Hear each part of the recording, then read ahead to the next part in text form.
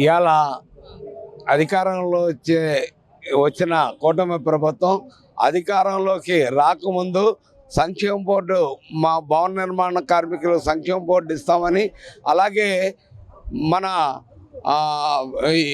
ఈ గవర్నమెంట్ సంస్థల్లో పనిచేస్తున్న కాంట్రాక్ట్ అవుట్సోర్స్ కార్మికుల్ని క్రమబద్ధీకరిస్తామని, సమాన పనికి సమాన వేతనం 26,000 రూపాయలు ఇస్తామని చెప్పేసి ప్రభుత్వం వాగ్దానాలు చేసింది.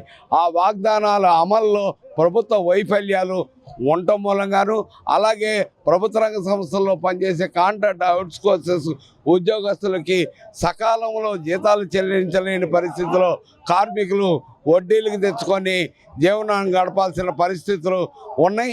ఈ అధ్వాన పరిస్థితుల్లో ప్రభుత్వం ఇచ్చిన వాగ్దానాలను నిలబెట్టుకోవాలని, అలాగే ఈ కాంట్రాక్ట్ అవుట్సోర్సెస్లో పనిచేస్తున్న ఉద్యోగస్తుల్ని పర్మనెంట్ చేయాలని, ప్రభుత్వ రంగ సంస్థల్లో ఉన్న ఖాళీల్ని వెంటనే భర్తీ చేయాలని, అలాగే అసంఘటిత రంగంలో ఉన్న కార్మికులు, భవన నిర్మాణ కార్మికులు, మేము అనేక సంవత్సరాల పోరాటాలు చేసి సాధించుకున్న భవన నిర్మాణ కార్మిక సంఘం తరఫున మాకు సంక్షేమ బోర్డు వచ్చింది భారతదేశ వ్యాప్తంగా.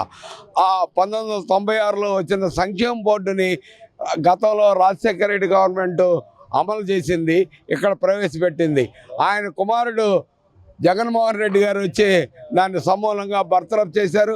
దాంట్లో ఉన్న డబ్బులు, మా సంక్షేమ బోర్డులో ఉన్న డబ్బుల్ని ఇతర పథకాలకి ఆయన కొంత తరలించారు. అంతకుముందు చంద్రబాబు నాయుడు గారు ఒక 500 కోట్లు తరలించారు. మొత్తం ఖాళీ చేసిన ఈ మధ్యకాలంలో మాకు వచ్చిన సెస్ ద్వారా వచ్చిన ఈ 900 కోట్ల రూపాయలు మా సంక్షేమ బోర్డులో ధనం ఉంది మాది.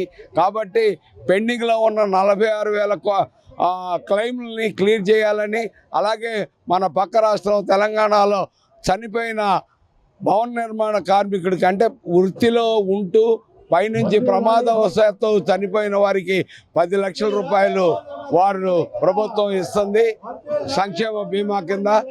అది ఈ రాష్ట్రం కూడా అమలు చేయాలని చెప్పి ప్రభుత్వాన్ని మీ ద్వారా విజ్ఞప్తి చేస్తాం.